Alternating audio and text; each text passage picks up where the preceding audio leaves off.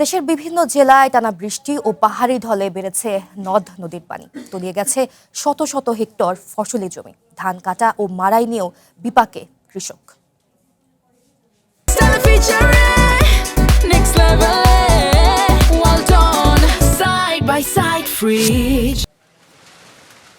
বৃষ্টি ও পাহাড়ি ঢলে অনেকটা দিশেহারা হাওরের কৃষক। বৈরী আবহাওয়া, হাওরের পানির চাপ, বজ্রপাত আতঙ্ক।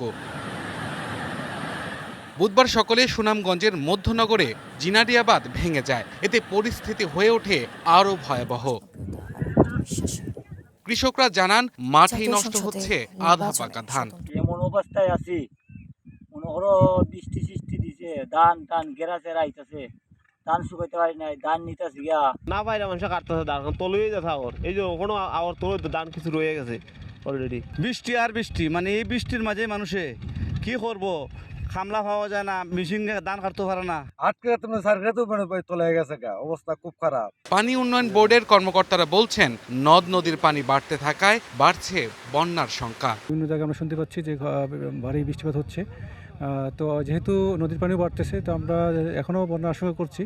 তো আমরা আমাদের বাঁধগুলো মনিটরিং করতেছি, কোথাও কোনো খবর পেলে সেই জায়গায় আমরা যাচ্ছি। টানা 3 দিনের ভারী বর্ষণে কিশোরগঞ্জে হাওরের নিম্নাঞ্চলে প্রায় 1000 হেক্টর জমি তলিয়ে গেছে। এতে বোরো ধান ঘরে তুলতে গিয়ে চরম বিপাকে কৃষক। মৌলভীবাজারে 897 হেক্টর বোরো ধান তলিয়ে গেছে। ক্ষতির মুখে 172 হেক্টর সবজি ও 16 হেক্টর আউশের বীজ। নেত্রকোনার ভোগাই ও কংস নদীর পানি বিপদসীমার 82 সেন্টিমিটার উপর দিয়ে প্রবাহিত হচ্ছে। জামালপুরেও থেমে থেমে বৃষ্টি, বজ্রপাতে মারা গেছে একজন। বরিশালে টানা বর্ষণে জনজীবন স্থবির হয়ে পড়েছে। এতে নগরের বেশ কয়েকটি এলাকায় দেখা দিয়েছে জলাবদ্ধতা। ভোলায় বৈরী আবহাওয়া বিরাজ করছে, উত্তাল নদী ও সাগর মোহনা। নদী ও সমুদ্র বন্দরে চলছে সতর্কতা সংকেত। পটুয়াখালীতে সব মাছ ধরার নৌকা ও ট্রলারকে উপকূলের কাছাকাছি থেকে সাবধানে চলাচলের নির্দেশ দেওয়া হয়েছে।